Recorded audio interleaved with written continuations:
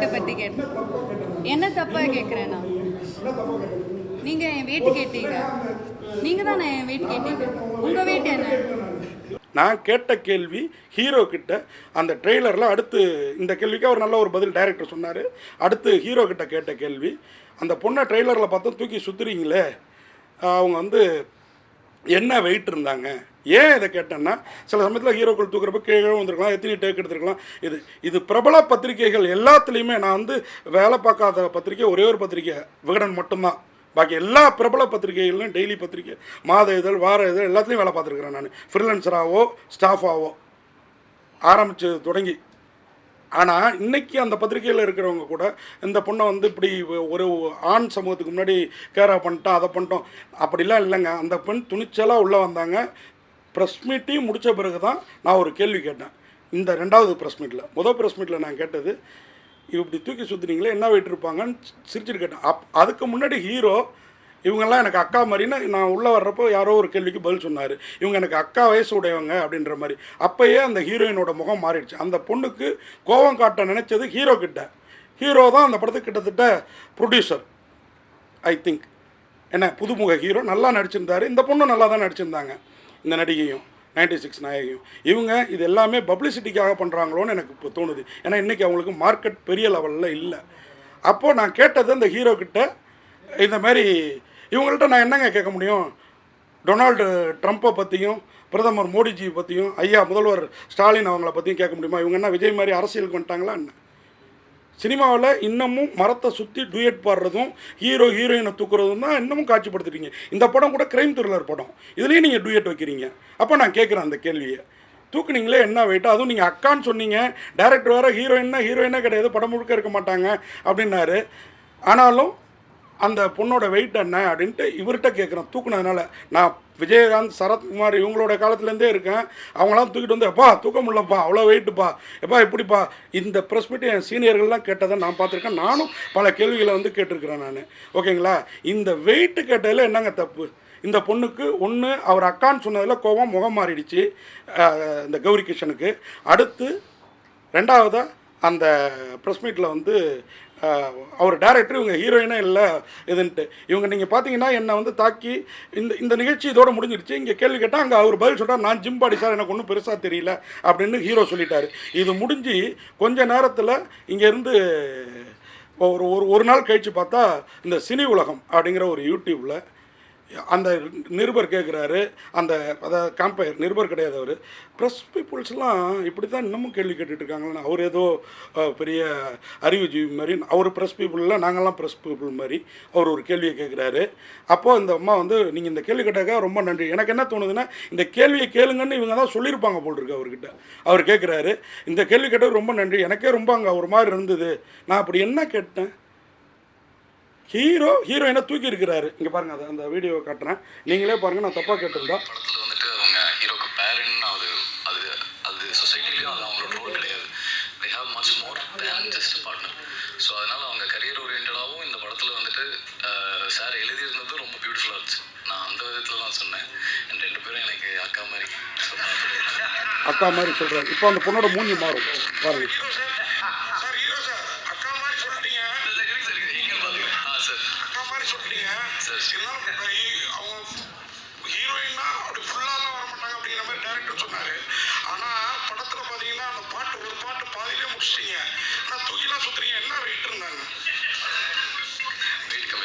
நான் நிறைய weight lift பண்ணுறேன் சார், அதனால எனக்கு பிரச்சனை. உங்களுக்கு தெரியல? எனக்கு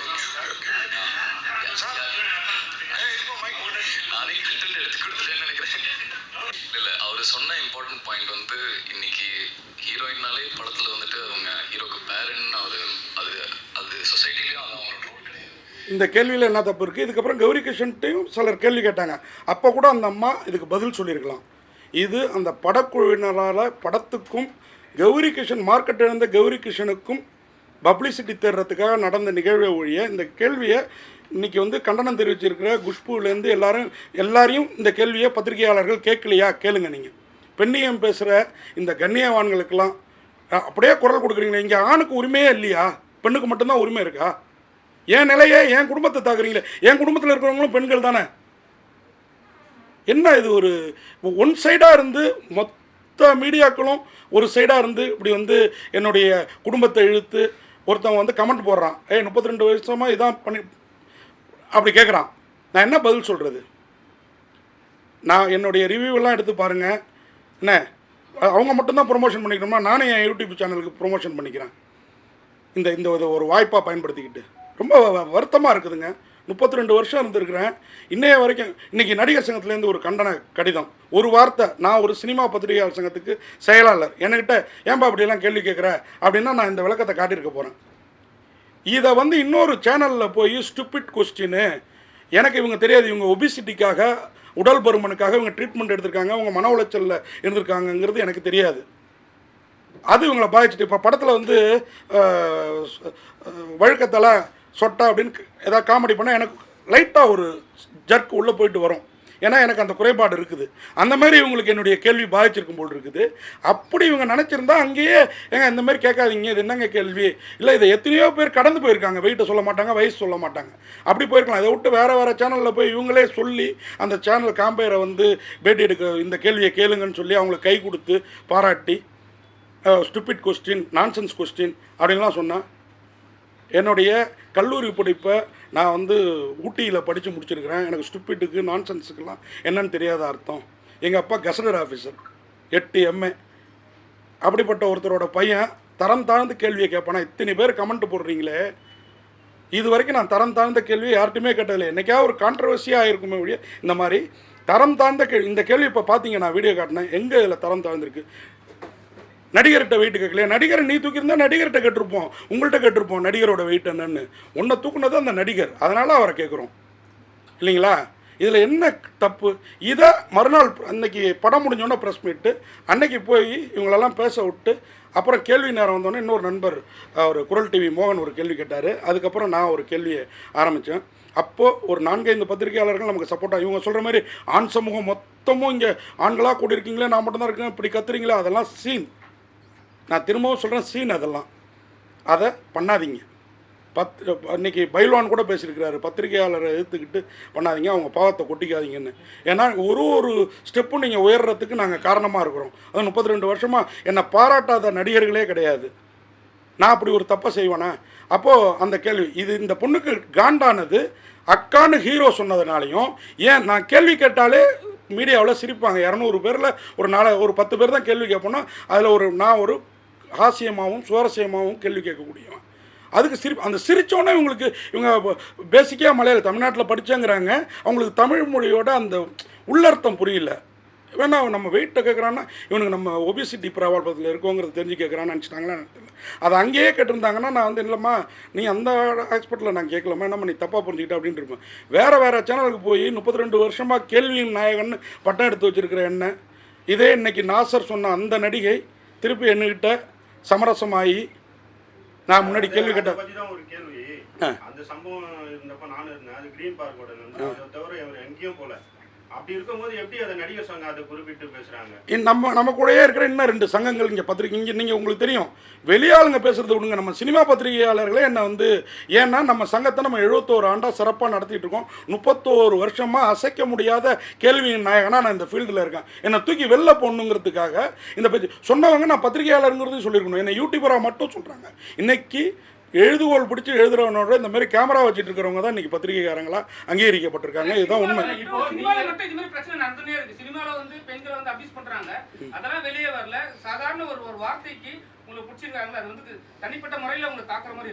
அதாங்க, இது யாருடைய சதியில், இது எந்நேரமா என்னன்னு எனக்கு தெரியல. இதை மூட நான் பாப்புலராக ஆகலாம், இல்லை வேற எதுவும் கூட ஆகலாம். ஆனால் என் குடும்பத்தெல்லாம் இழுத்து பேசுகிறப்போ எனக்கு ரொம்ப வருத்தமாக இருக்குது. இப்போ இந்த நடிகை நான் பேசுகிறேன்னா 60 பேர் நம்ம இருந்தாலும் அவங்க கூட 2 பேர் இருந்தாங்க, அங்கே சப்போர்ட் பண்ணல. இன்றைக்கி வந்து கமலா தேட்டரில் இப்போ ஃபஸ்ட்டு ஒரு ஷோவை போட்டு அங்கே வந்து நாங்கள் அன்றைக்கி வாயை மட்டும்தான் தப்பு தானே, அந்த ஹீரோயின்ட்டு சொல்லிட்டு போனதே வேறு. அதை நான் இங்கே சபையில் சொல்ல முடியாது. சார் எனக்கு நீங்கள் பேச ஆரம்பிச்சுன்னா கையெல்லாம் உதற ஆரம்பிச்சிட்டு சார். ஹீரோ வந்து படத்தில் ஹீரோ, நிஜத்தில் இப்படி கேட்குறாங்களே நம்ம படத்தில் அப்படின்றது அவர் உதறி இருக்குது. ஆனால் இப்போ பேசல நான் அங்கே வாய் கொடுத்துருக்கணும். இவர் அங்கே கொடுத்தாரு, அந்த டிவி சேனலுக்கு போனப்போ இவர் வாய் கொடுத்தாரு. நான் கண்டித்தேன், நீங்கள் வளர வேண்டிய ஹீரோ இந்த மாதிரி பேசாதீங்க, நான் தப்பான கொஸ்டின் கேட்கல, உங்கள் மனசாட்சிக்கு தெரியும் அப்படின்ட்டு. ஹீரோயின்ட்ட நான் கேள்வியே கேட்கல ஜி. ஹீரோயின்ட்ட நான் அந்த ஃபுல் வீடியோவும் கூட இருக்குது, நான் உங்களுக்கு எல்லாருக்குமே அனுப்புகிறேன். நீங்களும் இதில் அதை பின் பண்ணி போடுங்க. அதுதாங்க அவங்களோட ஒபிசிட்டி ட்ரீட்மெண்ட் எனக்கு தெரியாதுங்க. புரியுது? அவங்களாம் இன்றைக்கி புது நடிகைகள் இல்லையா? நமக்கு முன்னாள் நடிகைகள்லாம் சில கதை தெரியும். என்னுடைய வருத்தம்லாம் என்னையை பிடிச்சி இந்த காட்சி காய்ச்சிறீங்களே எடை என்னன்னு ஹீரோ தூக்குன ஹீரோக்கிட்ட கேட்டதுக்கு இங்கே எத்தனை யூடியூபர்கள் சினிமாக்குள்ளாருன்ட்டு சினிமாக்காரங்களை எவ்வளோ மோசமாக நான் ஒரு ரிவ்யூவில் கூட ஜென்யூனான ரிவ்யூ பண்ணிகிட்ருக்கிறேன். நான் ஏன்னா வந்து மேடையிலே பல பேர் பாராட்டுங்க. இந்த இந்த பொண்ணு தேடுது மெயினாக, படக்குழுவினரும் இன்றைக்கி நடந்த சம்பவத்தில் தேடுறாங்களோன்னு தோணுது. ஏன்னா இன்றைக்கி படங்கள் வெளியில் வந்தால் ஓடுறது ரொம்ப கஷ்டமாக இருக்குது. நல்ல நல்ல படம் நமக்கே ஆத்தாத்து போகுது. ஏன்னா இன்றைக்கி வந்து வீட்லேயே நம்ம உட்காந்து படம் பார்க்குற மாதிரி ஓட்டிட்டு இந்த மாதிரி இதெல்லாம் வந்துட்டு நான் ஒரு 10 நாள் கழிச்சு ஓடிடியில் வரப்போது நம்ம அங்கே பார்த்துக்கலாங்கிற மனநிலையில் மக்கள் இருக்காங்களே இன்னும் தெரியல. இவங்க தேட்டரில் ஓட வைக்கிறதுக்காக என்ன யூஸ் பண்ணிட்டாங்களோ அதுக்கு ரிட்டையர்டு போலீஸ் ஆஃபீஸர், என்ன கான்ட்ரவர்சி பாடகி, என்ன முன்னாள் கதாநாயகி, இவங்கெல்லாம் பலியாயிட்டாங்க. என்ன பலி கொடுத்துட்டாங்க? இல்லை அவங்களுக்கு வந்து இவங்களுக்கெல்லாம் ஒரு நாசருக்கோ ஒரு குஷ்புவுக்கோ ஒரு ரிட்டையர்டு ஆஃபீஸர் விஜயகுமாருக்கோ நான் உங்களை எதாவது தப்பாக பேசியிருக்கேன்னா ஒரு விஷயம் நடந்ததுன்னா முழுசாக தெரிஞ்சுக்கிட்டு பேசுங்க. எனக்கு இவங்க மேலெல்லாம் கூட வருத்தம் இல்லைங்க. இவங்கெல்லாம் டக்குன்னு குரல் கொடுக்குறவங்க குரல் கொடுக்கட்டும், பெண் உரிமைக்காக குரல் கொடுங்க. ஏன்னா நான்லாம் பெண்ணை மதிக்காத போகிறாங்க. நான் தாய் வயிற்றில் பிறக்கல, கல்யாணம் பண்ணிவிட்டு பொண்டாட்டியோடு இல்லை, நான் பொண்ணை பெற்றுக்கல இல்லைங்களா? ஆனால் இவங்க எல்லோரும் நான் பெண்ணை எந்த அளவுக்கு மதிக்கிறேன்னா என் குடும்பத்துலேயே எனக்கு மட்டும்தான் ஒரு பெண் குழந்தை. என் அண்ணன் தம்பி தங்கச்சி எல்லாருக்கும் ஒரே ஒரு ஆம்பளை பிள்ளை தான். அந்த அளவுக்கு பெண்ணை மதிக்கிறனால தான் கடவுள் எனக்கு பெண் குழந்தையை கொடுத்துருக்குறாரு. அப்படி இருக்கிற நான் எப்படி ஒரு நடிக்க வந்த பொண்ணை வந்து இப்படி தப்பாக கேட்பேன்? நான் நம்ம சுவாரஸ்யத்துக்காகவும் படத்துக்கு ஒரு பப்ளிசிட்டிக்காகவும் நம்ம கேட்குறோம். இதை வந்து பெருசாக கான்ட்ரவர்சி ஆக்குனது இந்த கதாநாயகி, அதுக்கு துணை போனது இந்த படக்குழுவினர். ஆமாம்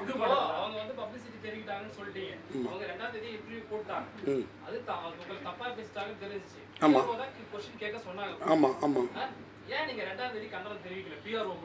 எப்படி அவங்களுக்கு தெரிவிக்க முடியும்? அடுத்த ப்ரெஸ் மீட் வர்றப்ப தான் கேட்க முடியும். ஆமாம் சார், எனக்கு அந்த கதாநாயகரோட நம்பரோ எதுவோ வாங்குற பழக்கம் இல்லை. நான் இன்னைக்கு வந்து இல்லை எதுக்கு நான் தெரிவிக்கணுங்கிற அதான் ப்ரெஸ் மீட் இருக்குது. அடுத்து ப்ரெஸ் ஷோ 2 நாளில் இருக்குது. ப்ரெஸ் ஷோ அன்றைக்கி ப்ரெஸ் மீட் வைக்க போகிறாங்க. அங்கே சார் நான் ஏன் கண்டனம் தெரிவிக்கணுங்கிற அதான் நேற்று தெரிவித்தேன். நேற்று ப்ரெஸ் மீட்டில் தெரிவித்தோம். அதுதான் சவுண்ட் ஆச்சு. அதை பார்த்துட்டு தான் இன்றைக்கி இது எல்லாரும் வந்து என்னையை தப்பாக சொல்கிறாங்க. நான் சத்தமாக பேசினேன், போனால் வந்து அந்த பொண்ணை பயமுறுத்துகிற மாதிரி பேசுனேன். அப்படிலாம் பேசவே இல்லை. அங்கே இருந்த பத்திரிகையாளரில் 4-5 பேர் தான் எனக்கு சப்போர்ட்டாக இருந்தீங்க. பாக்கி 40 பேரும் அந்த பெண்ணுக்கு உறுதுணையாக இருந்ததுனால தான் அந்த பெண் வந்து அவங்க சொல்கிறாங்க. அவங்க கொஞ்ச நேரத்தில் அவங்களால பதில் சொல்ல முடியலன்னா நான் ஒரு பெண் இத்தனை பேர் நின்றுட்டு இப்படி கேட்குறீங்களா, உடனே பெண்ணியத்தை கையில் எடுக்கிறாங்க. பெண்ணுங்கிற அந்த இதை எல்லார் வீட்லேயும் பெண் இருக்குது, எல்லாருக்கிட்டையும் பெண் இருக்காங்க. இந்த விஷயத்தெல்லாம் பேசுகிறவங்க, இதுக்கெல்லாம் கண்டனம் தெரிவிக்கிறவங்க, பெரிய பெரிய சம்பவங்கள் இந்தியா முழுக்க நடக்குது, அதுக்கெல்லாம் கண்டனம் தெரிவிக்கல. இவ்வளோ ஏங்க நம்ம இவர் கூல் சுரேஷ் அவர் மேடையில் ஒரு செயல் அவர் சாதாரணமாக செஞ்சார், அது பெரிய இஷ்யூ ஆச்சு. ஆனால் பத்திரிகையாளர்கள் அதை வந்து கொண்டு போனாலும் எந்த நடிகர் சங்கமோ எந்த ஒரு இதுவோ கண்டனம் தெரிவிக்கல. அவருக்கும் சப்போர்ட்டாக இல்லை, அந்த பொண்ணு காம்பையருக்கும் சப்போர்ட்டாக இல்லாமல் இருந்தது. ஏன்? ஆனால் இன்றைக்கி அவர் என்ன சப்போர்ட் பண்ணுறாரு? நியாயப்படுத்துறதுன்னா சார் நான் தப்பே பண்ணலையே, நான் ஏன் நியாயப்படுத்தணும்? இப்போ பார்த்தீங்களா சார், பாடி ஷேமிங் நான் பண்ணல.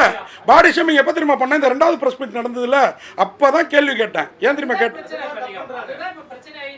இல்லை இல்லை இல்லை இல்லை இல்லை கேள்வி கேட்டதே அதுக்காக தான். நான் சொல்லிட்டேனே என் சைடு அன்னைக்கு இதேமாரி மைக் இல்லை, அதனால தான் இன்றைக்கி இந்த ப்ரெஸ் மீட்டு.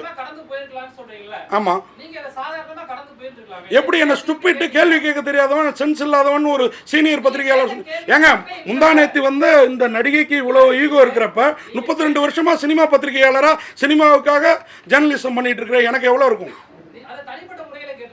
எதுக்கு நான் தனிப்பட்ட முறையில் அவங்க தனிப்பட்ட முறையில் என்கிட்ட பேசிருக்கலாமே. என்னங்க இப்படி கேட்குறீங்கன்னு அன்னைக்கு அந்த ப்ரெஸ் மீட் முடிச்சோடனே என்கிட்ட வந்து பேசிருக்கலாமே. சார் சார் அங்கேயே அந்த பொண்ணு சிரிச்சுட்டு தானே போச்சு. அதுக்கப்புறம் நடந்தது என்ன? யாரு நேத்தி தாங்க பேச விடல. நேத்தி சார் ப்ரெஸ் ஷோ முடிஞ்ச பிறகு நேத்தி தான் பேச விடல. அன்னைக்கு பேசுறதுக்கு நிறைய அந்த பொண்ணுட்டையும் கேள்வி கேட்டோம் சார். அன்னைக்கு ப்ரெஸ் மீட் வந்து அந்த ப்ரெஸ் நண்பர்களை கேளுங்க. என்ன சார் நான் ஏன் சார் தெரிவிக்கணும்? எனக்கு ப்ரெஸ் மீட் வர்றப்ப தான் நான் கேள்வி கேட்க முடியும். நான் எப்படி எதுக்கு என்ன வந்து தப்பாக பேசிட்டாங்க, என்ன வந்து தப்பாக பேசிட்டாங்க நான் ஏன் தெரிவிக்கணும்? தப்பாக அடுத்து நம்ம முன்னாடி தானே வந்து நிற்கிறாங்க. எதுக்கு இது நான் வேணும்னு எப்படி பண்ணதான் நீங்கள் சொல்லுவீங்க? நீங்கள் எப்படி நான் வேணும்னு பண்ணதான் சொல்லுவீங்க? ஏன் என்னுடைய பேனரை கிழிச்சிருக்கிறாங்க, பட் அவங்கள நான் தப்பாக பேசினதான் அவங்க சொல்லிட்டு இருக்காங்க. இது எப்படி வேணும்னு பண்ணதான் ஆகும்? சார் எல்லாம் நீங்கள் இன்னைக்கு இருக்கிற டெய்லி பேப்பர் எடுத்து பாருங்க சார். முதல் கொஸ்டின் நட்சத்திர பேட்டின்னு ஒரு பிரபல டெய்லியில் வருது. அதில் முதல் எடுத்தோடனே எடை உங்கள் உயரம் என்ன, அதுக்கப்புறம் தான் மற்ற கேள்விகள் எடுத்து வேணா இப்போ சாம்பிள் காட்டவானே. நானும் 32 வருஷமாக பத்திரிக்கை, 30 வருஷம் பத்திரிகை இருந்து 25 வருஷம் பத்திரிகை வந்து இப்போ 7 வருஷமாக தான் யூடியூப். சார் அவர் தூக்கி சுற்றுறாரு சார். அப்போ தானே படத்துக்கு நம்ம ஏன் கேள்வி கேட்கணும் தேவை இருக்குது? இங்கே ஏன் ப்ரெஸ் மீட் நடத்தணும் தேவை இருக்குது? படம் பாட்டே ரிலீஸ் ஆகட்டுமே, எந்த மீடியாவிலையும் வராமல் இருக்கட்டுமே, என்ன தேவை இருக்குது? இன்ட்ரெஸ்ட் இல்லையா? பாடி ஷேமிங்கே பண்ணலையேங்க. ஏங்க சார் நீங்கள் இப்போ வந்தீங்களா? அந்த பொண்ணை ஹீரோ அக்கான்னாரு. நான் ஒரு வீடியோ காமிச்சு உங்களுக்கு காமிக்கிறேன். அந்த பொண்ணை ஹீரோ அக்கான்னாரு. அந்த பொண்ணுக்கு அங்கேயே முகம் மாறிடுச்சு. ஓகேங்களா? அதுக்கப்புறம் இந்த கேள்வி நான் என்ன கேட்டேன், உங்களை ஹீரோ அக்காங்கிறாரு டைரக்டர். நீங்கள் ஹீரோயினே இல்லை, கொஞ்ச நேரம் தான் வருவீங்க, ஹீரோயின்னா படம் முழுக்க வரமாட்டாங்க அப்படின்னு சொல்கிறாரு. அதுக்கப்புறம் அதை ரெண்டுத்தையும் சொல்லி இப்படிலாம் சொன்னாலும் நீங்கள் அந்த டூயட்டில் வந்து தூக்கி சுற்றுறீங்க. எவ்வளோ வெயிட் இருந்தாங்க இதை கேட்குறது? ஆமாம், இது உடல் சார்ந்தே இல்லையா? நேற்று கேட்டோம் பாருங்க சார். நேற்று இல்லையா அவர் சார் அங்கேயே அவர் தான் நான் வந்து ஜிம்பாடி எனக்கு ஒன்றும் பெரிய இது இல்லை அப்படின்றாரு. பெரிய வெயிட் பெரிய பிரச்சனை இல்லைங்கிறாரு சார். இது இன்னைக்கு இல்லை, நீங்கள் இன்னைக்கு ஃபீல்டுக்கு வந்தீங்க. சரத்குமார் விஜயகாந்த் காலத்துலேருந்தே இந்த கேள்விகள் இருக்குது. புரியுதா உங்களுக்கு? ரஜினிகாந்த் காலத்துலேருந்தே இருக்குது. ஏன் அன்னைக்கு கேட்கல? இன்னைக்கு இதை வந்து பிரபகண்டா படுத்துறாங்க, நம்ம கேட்குறோம் சார். ஹீரோயினை தூக்குனா ஹீரோட்ட கேட்குறோம் சார். ஹீரோவை தூக்குச்சுன்னா ஹீரோயின்ட்ட கேட்போம் சார். ஆமாங்க, என்ன தப்பா கேட்டேன்? ஏங்க இவங்களுக்கு வந்து ஒபிசிட்டி ப்ராப்ளம் இருக்குங்கிறது எனக்கு அப்புறம் தான் தெரிய வருது. அவங்க இப்போ நான் தான் சொன்னேன், எனக்கு சொட்டை வழுக்கன்னு படத்தில் கமெண்ட் வந்தால் கொஞ்சம் முணுக்குன்னு ஒரு கோவம் வரும். அடுத்த நிமிஷம் அதை மறைஞ்சு போயிடும். நம்மளுடைய மெச்சூரிட்டி. இந்த பொண்ணு சின்ன பொண்ணு. ஆமாம், எதுக்கு நான் மன்னிப்பு வேணும்? தவறே பண்ணாமல் நான் எதுக்கு மன்னிப்பு இல்லை இல்லையே சார். நான் இவங்க ஒபிசிட்டி இல்லையே, ஒபிசிட்டி பிரச்சனை நேற்று தானே தெரிஞ்சது, அன்னைக்கு தெரியாது. எதுக்குங்க நான் மன்னிப்பு கேட்கணும்? நான் கேள்வியே தப்பா கேட்கலையே. எல்லாரும் கேட்குற கேள்வியை தானே நான் கேட்டிருக்கேன். ஏங்க இப்போ என் மனசு கஷ்டப்படுத்திட்டாங்க, அவங்க மன்னிப்பு கேட்டோம், அதுக்கப்புறம் நான் கேட்குறேங்க. ஏங்க கேள்வி கேட்கறது தானங்க பத்திரிகைக்காரன் வேலை. நீங்கள் என்னத்துக்கு வரீங்க? நீங்கள் இப்போ வந்து இப்போ கேள்வி கேட்குறீங்க, உடனே நீங்கள் இந்த மன்னிப்பு கேட்குறீங்க. எதுக்கு இப்படி கேள்வி கேட்குறீங்க நான் சொல்ல முடியுமா? இது தப்பு சார். நான் மாற்றல, சமூக ஊடகங்கள் மாற்றுது. இங்க இருக்கிற ஊடகங்கள் இல்லைங்க. இங்க சார் இங்க இருந்து ஃபாலோ அப் ஆகி போகுது சார். இங்க வர்றது இங்க NDTV டெய்லி வராங்களா? இல்லையே. இந்த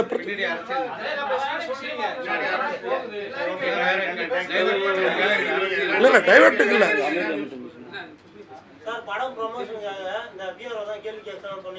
ஆமா, இந்த கேள்வி அவங்க கேட்க சொல்ல சார். கேள்வி ஏதாவது கேளுங்க. ஏன்னா நான் நல்ல கேள்விகள் தான் இது வரைக்கும் கேட்டிருக்கேன். 32 வருஷமா என் கேள்வியை தான் எடுத்து எல்லா மீடியாவிலையும் போட்டுக்கிட்டு இருக்கீங்க.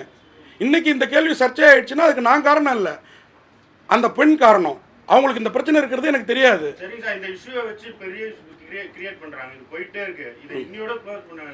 நான் ரெடிங்க. அவங்க போய் இன்னைக்கு கமலா தியேட்டர்ல பேசியிருக்காங்க, ஒரு சேனலா பேசுறாங்களே. எப்படி ஏங்க ஒரு பத்திரிகையாலாம் இத்தனை மீடியா கூப்பிட்டு ப்ரெஸ் மீட் கொடுக்க வேண்டிய அவசியம் என்ன? என்னை வந்து டோட்டலாக ஸ்டூபிட் கொஸ்டின் கேட்டதுக்கு நான் மன்னிப்பு. நேற்று தான் நான் அவங்கள பாடி ஷேமிங்க்கு பேசினேன். என்ன தெரியுமா? அதுவும் அவங்க உணர்வு மேடம், எடை கேட்டது பாடி ஷேமிங் இல்லை. இன்றைக்கி கேட்டேன் பாருங்கள், 2 பேரும் ஏன் ஜோடியாக போட்டிங்க? இவர் அவ்வளோ ஹைட்டாக இருக்காரு, இவங்க இவ்வளோ குள்ளமாக இருக்காங்க, ஏன் ஜோடியாக போட்டிங்கன்னு டைரக்டர் கேட்டேன். அப்படி பார்த்தாங்க. அப்போ தான் இந்த கேள்வி நான் ஏன் கேட்குறேன் தெரியுமா? இது தாங்க பாடி ஷேமிங்கு. அன்னைக்கு நான் கேட்டதில் எந்த பாடி ஷேமிங்கும் இல்லை. முதல்ல தமிழை தரவாப்பட்டு, நான் தமிழ் எனக்கு நல்லா தெரியும் அப்படின்றாங்க. பேஸ்ன்ற ஒன்று இருக்குது, தாய்மொழினா அது உள்ளார உள்ளது வேறு. எந்த வீடியோ? ஆமாம் பார்த்தேன். என்ன சொல்லுங்க யாரு சார்? நான் நான் நிறுத்தின பிறகு அவங்க பேசல, போதும்ட்டாங்க சார். உங்களை ஒருத்தங்க அப்படி வந்து இப்போ ஸ்டூபிட்டா கொஸ்டின் கேட்குறான், சென்ஸ் இல்லாமல் கேள்வி கேட்குறான்னு 35 வருஷம் இருந்த பிறகு ஒருத்தங்க சொன்னாங்கன்னா உங்களுக்கு அந்த மாதிரி ஒரு கோவம் வரும். எனக்கு அந்த மாதிரி ஒரு கோவம் வந்தது. அப்படி அது உங்க மனநிலைங்க. எனக்கு இன்னைக்கு தான் தெரிவிக்கணும்னு தோணுச்சு, தெரிவிச்சேங்க.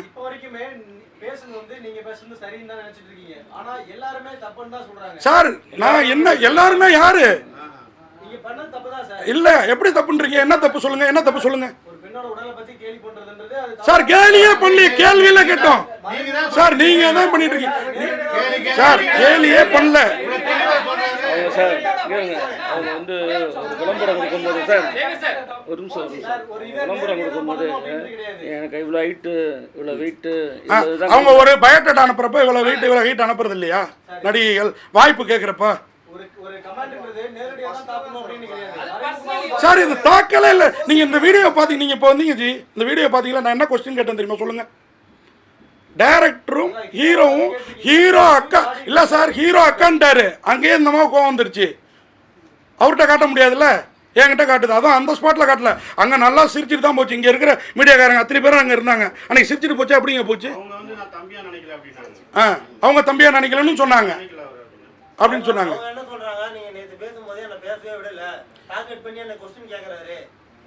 ஆமா, இவங்க தான் பேச சார், இவங்க தான் பேச வேண்டியதெல்லாம் இப்போ யூடியூப் போய் பேசிட்டாங்களே.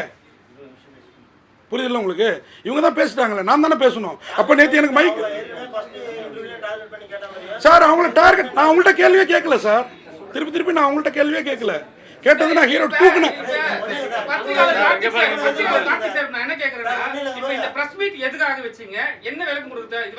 இந்த பிரஸ் மீட் வந்து என்னை பற்றி நானும் ஒரு மீடியாக்காரன் 32 வருஷமாக நான் வேலை பார்க்காத பத்திரிகை இல்லை அப்படின்றப்போ என்னையே தாக்குற அளவுக்கு நம்ம பத்திரிகையாளர்கள் வந்து மீடியாக்களில் செய்தி போடுறீங்க.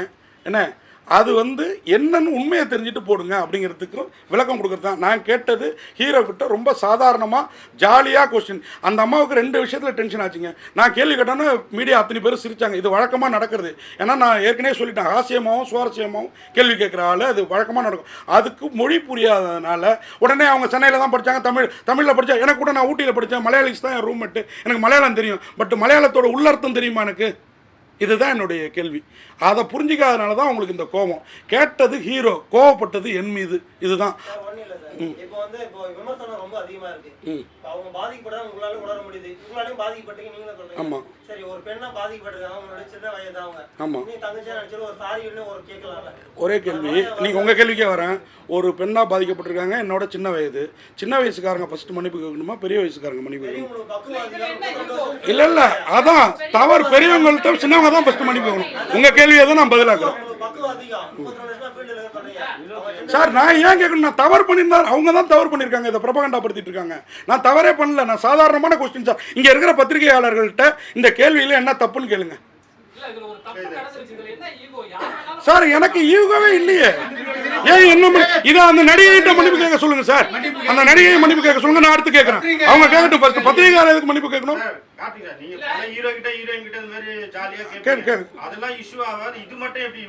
அதுதான் எனக்கு சந்தேகமா இருக்கு. இவங்களுக்கு மார்க்கெட் எல்லாம் மார்க்கெட்டை டெப்த் பண்ணிக்கிறதுக்காக இதை பெருசு படுத்திட்டு இருக்காங்க. இந்த படம் ஒண்ணுங்கிறதுக்காக பெருசு பண்ணிட்டு இருக்காங்க. இதுதான் உண்மை.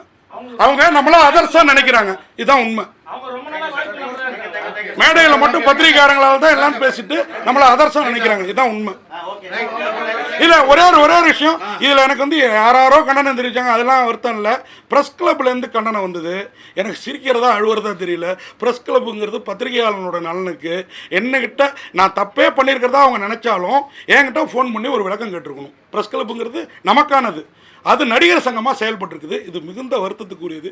இதே பிரஸ் கிளப்பால் தான் நான் உயிர் பழைச்சேன் 2வது கொரோனா அலையில்.